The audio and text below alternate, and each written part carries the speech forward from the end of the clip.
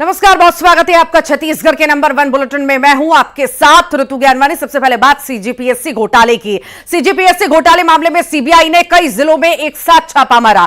बिलासपुर, दुर्ग और धमतरी में रेड मारी गई है। बिलासपुर में कांग्रेस नेता राजेंद्र शुक्ला के यहां छापे मारे। राजेंद्र शुक्ला के बेटे के नाम घोटाले में आया था, तो वहीं स्वर्णिम शुक्ला का भी नाम इसमें आया था। दुर्ग में पूर्व गवर्नर के सचिव अमृत खलको के यहां सीबीआई के छापे पड़े, तो वहीं धमतरी में पीएससी के पूर्व चेयरमैन टामन सिंह सोनवाली के यहां भी छापे पड़े हैं। आपको बता दें कि छत्तीसगढ़ लोक सेवा आयोग की भर्ती में गड़बड़ी और भ्रष्टाचार के आरोप में सीबीआई ने अपनी जांच शुरू कर दी है। आयोग से सीबीआई ने कुछ दस्तावेज लेकर उन्हें फॉरेंसिक जांच के लिए भी भेजा है। इसकी रिपोर्ट आने के बाद बयान लिए जाएंगे और आगे भी कार्रवाई होगी। ये 3 तस्वीरें आपको देख रहे हैं, जहां पर दिखा रहे हैं, जहां पर सीबीआई का छापा पड़ा है अलग अलग जगह पर। बिलासपुर में भी छापामार कार्रवाई हुई, दुर्ग में भी, तो वहीं धमतरी में भी।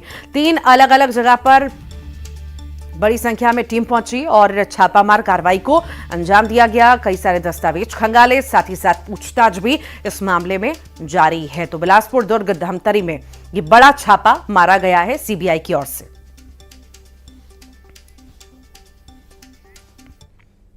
इधर पीएससी घोटाले में सीबीआई रेड को लेकर सीएम साय ने कहा कि जो भी दोषी होंगे उन्हें छोड़ा नहीं जाएगा।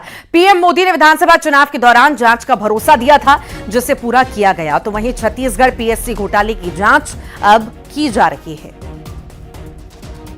जब विधानसभा का चुनाव प्रचार चल रहा था, उस समय हमारे यशस्वी प्रधानमंत्री जी भी छत्तीसगढ़ की जनता से वादा किए थे, यहाँ के युवाओं से वादा किए थे कि भारतीय जनता पार्टी की सरकार बनेगी तो पीएससी घोटाले की जांच सीबीआई द्वारा होगी। और मुझे बताते हुए गर्व हो रहा है कि जिस तरह से मोदी की गारंटी को हम लोग पूरा कर रहे हैं, तो मोदी जी का जो वादा था पीएससी घोटाला की जांच सीबीआई से होगी, वो जांच शुरू हो रही है। और छत्तीसगढ़ में कोई भी दोषीदार हैं, कोई बख्शे नहीं जाएंगे। और ज्यादा जानकारी लेंगे सहयोगी मिथिलेश ठाकुर से। मिथिलेश, सरकार आने से पहले कई सारे वादे जो है किए गए थे कि ये जो लगातार पीएससी का मामला उठता है, घोटाले की जांच की बात कही जाती है, ये वादा भी हुआ था कि ये कार्रवाइयां होंगी, इसमें जांच होगी अलग अलग तरह से। और हम तस्वीर भी देख रहे हैं, 3 अलग अलग जगह पर छापे मारे गए हैं सीबीआई की ओर से।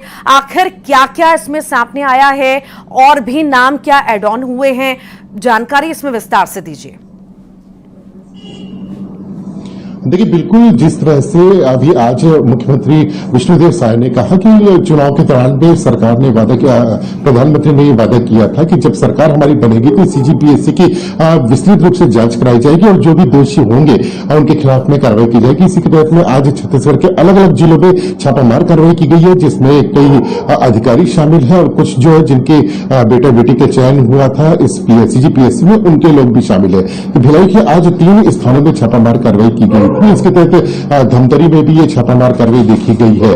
तो कुल मिलाकर अभी जो सरकार है वो छत्तीसगढ़ में आने के बाद में लगातार सीजीपीएससी में जो घोटाला हुआ है उसकी कार्रवाई कर रही है। उसके तहत में आज जो है ये देखिए कि आज अमृत खलको है जो राज्यपाल के पूर्व सचिव है, उनके यहाँ भी छापामार कार्रवाई की गई थी।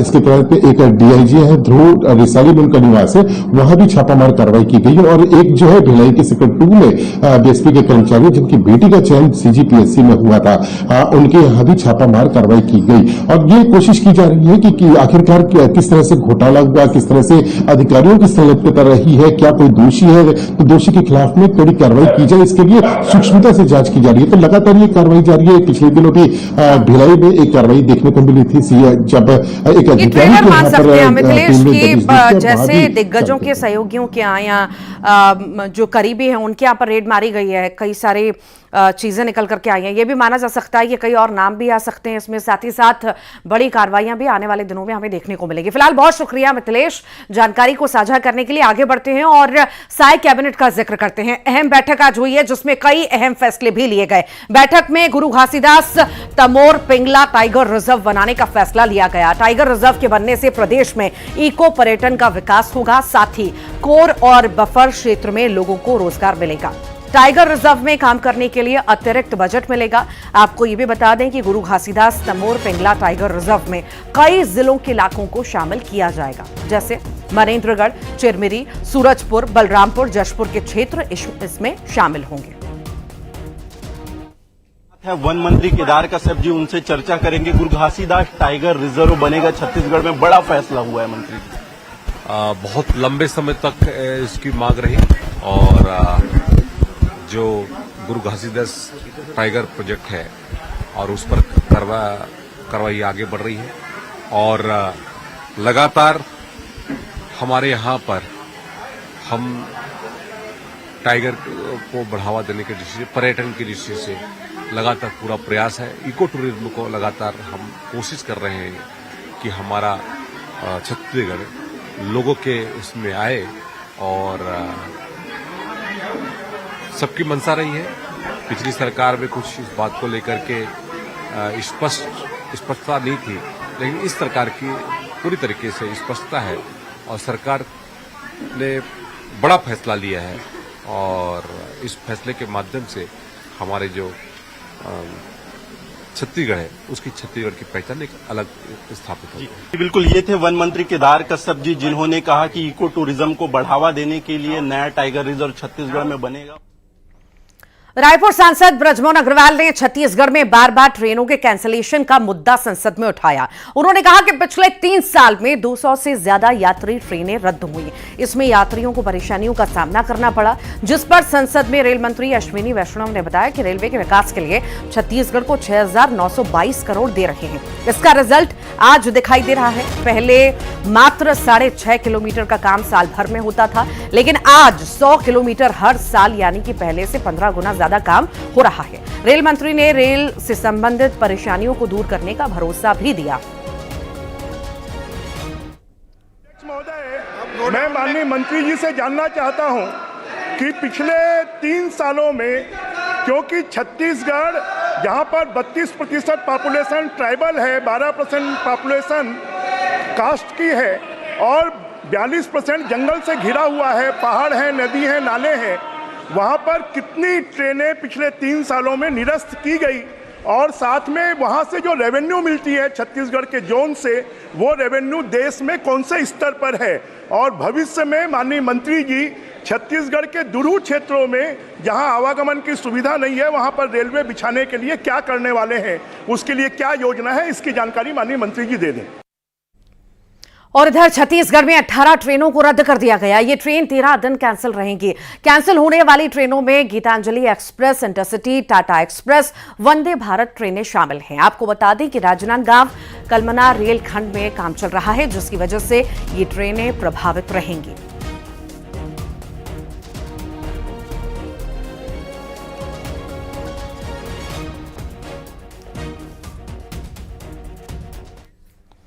और अब बात उपचुनाव की कर लेते हैं। रायपुर दक्षिण सीट पर उपचुनाव की हलचल अब तेज हो चुकी है। बीजेपी ने रायपुर दक्षिण विधानसभा सीट पर होने वाले उपचुनाव के लिए 2 प्रभारी नियुक्त कर दिए हैं। कैबिनेट मंत्री श्याम बिहारी जायसवाल और प्रदेश उपाध्यक्ष शिवरतन शर्मा को प्रभारी बनाया गया। इन दोनों नेताओं को रायपुर दक्षिण का प्रभार मिलने के साथ ही चुनावी तैयारियों की जिम्मेदारी मिली है। क्षेत्र में क्या माहौल है, जनता क्या चाहती है, वहां के कार्यकर्ताओं का क्या रुझान है, इन सभी चीजों का ध्यान रखने पार्टी और कार्यकर्ताओं के बीच समन्वय बनाने का काम भी करेंगे।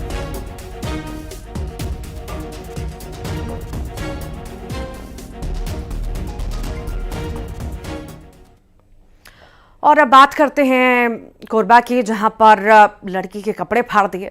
लड़कियों ने युवक पर वीडियो वायरल करने का आरोप लगाया। मामला सिविल लाइन थाना इलाके के घंटाघर चौपाटी में लगे कनकी मेले का है। बताया जा रहा है कि लड़कियां कुछ दिन पहले आपस में लड़ रही थी। युवक ने उनका वीडियो बनाकर वायरल कर दिया था। इसके बाद से ही लड़कियां काफी गुस्से में थी।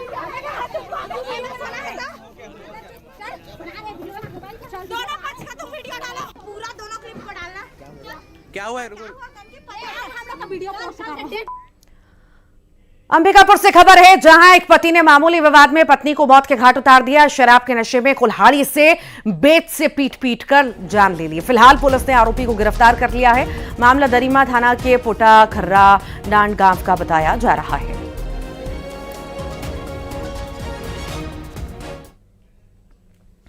डांड में आरोपी है बातन बांडो। अब बातन पंडो, जिसकी उम्र करीबन 56 साल, अपनी पत्नी को बोला कि बकरी चराना है, तत्संबंध में पत्नी ने जो है उसके साथ में वाद विवाद किया और पति ने आवेशित होकर के जो टांगी है उसके बैच से उसकी हत्या कर दी है। इसके बाद में थाना दरिमा में अपराध क्रमांक 108/24 धारा 103(1) BNS में कार्यवाही अपराध रजिस्टर करते हुए जो आरोपी बादन पंडू है उसको गिरफ्तार करके इसमें अग्रिम वैधानिक कार्रवाई की गई है। बिलासपुर में राजस्व और नगर निगम की टीम ने अतिक्रमण पर बुलडोजर चलाया। लगातार बारिश के बाद भी अतिक्रमण नहीं माफ कीजिएगा नोटिस के बाद भी अतिक्रमण नहीं हटाया गया और इसके बाद प्लाजा निर्माण पर बुलडोजर चला। नाले की तरफ की दीवार को टीम ने तोड़कर गिरा दिया। प्लाजा बनने के समय से ही विवादों में है। आरोप है कि सरकारी जमीन पर यह बनाया जा रहा है और इसके अलावा ग्रीन बेल्ट का उल्लंघन करते हुए गौखले नाले के बहुत बड़े हिस्से पर कब्जा कर इसका निर्माण किया जा रहा है। मामले में लगातार शिकायत के बाद कलेक्टर ने अतिक्रमण अभियान चलाकर अवैध कब्जा हटाने का आदेश अब जारी कर दिया।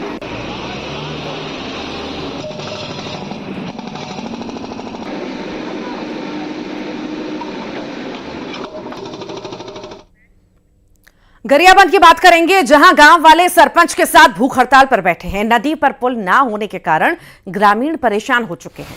बता दें कि पुल नहीं होने के कारण आवाजाही में परेशानी है, तो वहीं रपटा भी क्षतिग्रस्त हो चुका है, जिसके कारण आए दिन हादसे होते हैं। अब ग्रामीण नदी पर डायवर्जन सड़क बनाने की मांग भी कर रहे हैं। रोज रोड का काम चालू है, हम काम को देख रहे हैं। जब तक हमारा मन में पूरा काम अच्छा नहीं दिखेगा तब तक हम बैठे रहेंगे। हमारा नज़र में काम अच्छा दिखेंगे तो हम उड़ जाएंगे। और अब प्रदेश में हो रही झमाझम बारिश की बात करेंगे। पूरे प्रदेश में बारिश से हाल बेहाल हैं। 7 तस्वीरें आपको दिखाते हैं। सबसे पहली तस्वीर जगदलपुर की है, जहां मूसलाधार बारिश से कई गांवों का शहर से संपर्क टूट गया। इधर कांकेर में 35 गांव टापू में बदल गए। ग्रामीण नाव के सहारे नदी पार कर रहे हैं।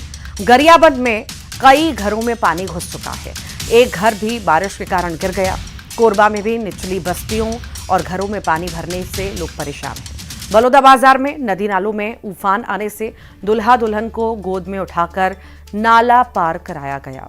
इधर जांजगीर चांपा में बारिश से पूरे इलाके में पानी भर चुका है। अंबिकापुर में नदी पार कर स्कूल गए छात्र बाढ़ में फंस गए, जिन्हें ग्रामीणों ने मुश्किल से बचाया।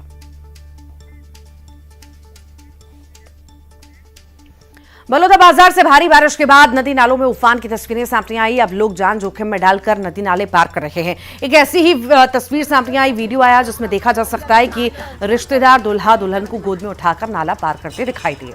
बता दें कि बारिश के कारण मल्लीन नाला में पानी बहुत तेजी से बहने लगा। बारात आने तक नाले में पानी नहीं था, लेकिन लगातार बारिश के बाद विदाई के समय तक नाले में पानी भर गया, जिसके बाद दोनों को गोद में उठाकर नाला पार करवाया गया।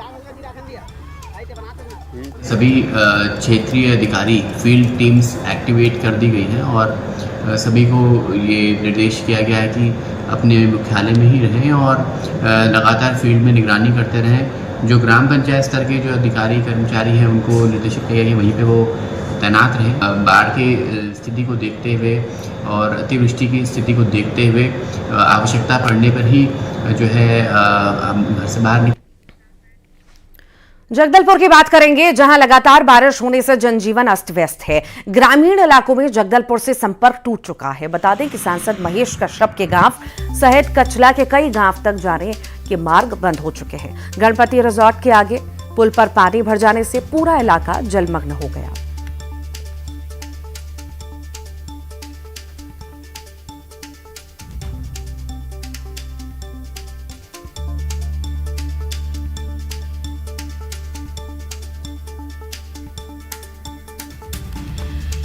तो बारिश अब आफत बनती हुई नजर आ रही है। ग्रामीण इलाकों का संपर्क अब जो है टूट चुका है, बाहर नहीं निकल पा रहे हैं।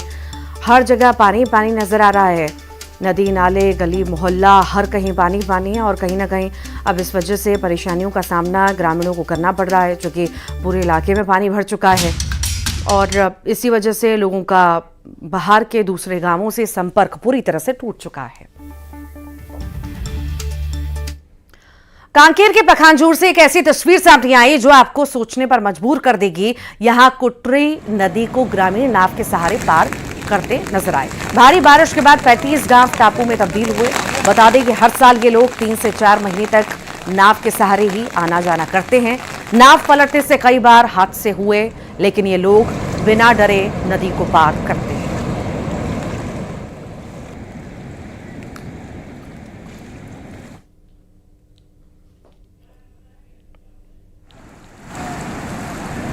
नाव के सहारे कई सालों से ये लोग नदी पार करते हुए नजर आते हैं।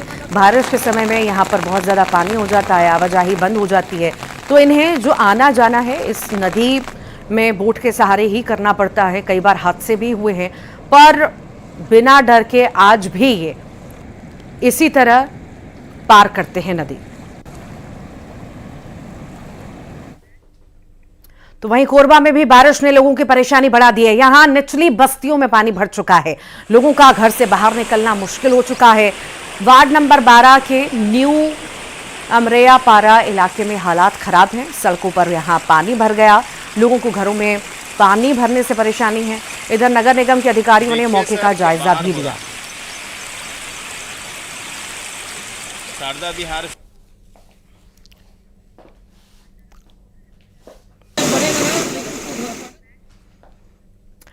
और अब बात करते हैं कुत्तों के आतंक की। कुत्तों के काटने के मामले बढ़े हैं, छत्तीसगढ़ में बढ़े हैं डॉग बाइट के मामले। लगातार यहां पर डॉग बाइट के मामले सामने आ रहे हैं। मानवाधिकार आयोग ने आंकड़ा भी जारी किया है। 1,19,928 लोगों को कुत्तों ने काटा है। राजधानी रायपुर में सबसे ज्यादा कुत्तों के हमले तेज होते जा रहे हैं। और सिर्फ ये छत्तीसगढ़ की ही बात नहीं है, पूरे देश में, देश के अलग अलग हिस्सों में हम देख रहे हैं डॉग बाइट के मामले तेजी से बढ़ रहे हैं और लोग बेवजह इनका शिकार बन रहे हैं। किसी की जान चली जा रही है तो कोई गंभीर रूप से घायल हो रहा है।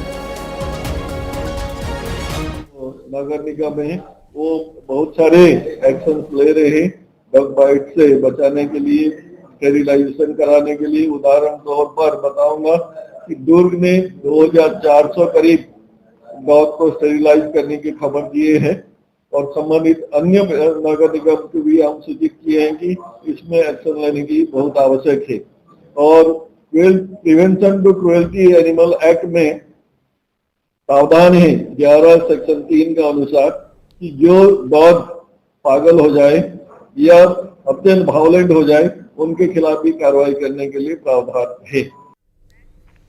छत्तीसगढ़ के कई जिलों में हाथियों का आतंक है। जशपुर में एक दंतैल हाथी ने एक बुजुर्ग की जान ले ली। मामला पत्थलगांव वन क्षेत्र के बनगांव का है। हाथी ने पहले घर में तोड़फोड़ की, उसके बाद बुजुर्ग को कुचल दिया, मार डाला। दूसरा मामला बलरामपुर जिले का है, जहां जंगल की ओर गए एक युवक पर दल से बिछड़े एक हाथी ने हमला किया। हाथी के हमले में युवक की मौके पर मौत हो गई। मामला रामानुजगंज वन क्षेत्र के चाकी गांव का है।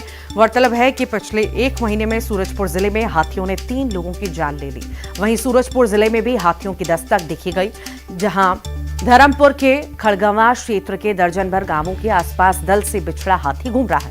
वन विभाग ने लोगों को अलर्ट रहने की चेतावनी भी दी है।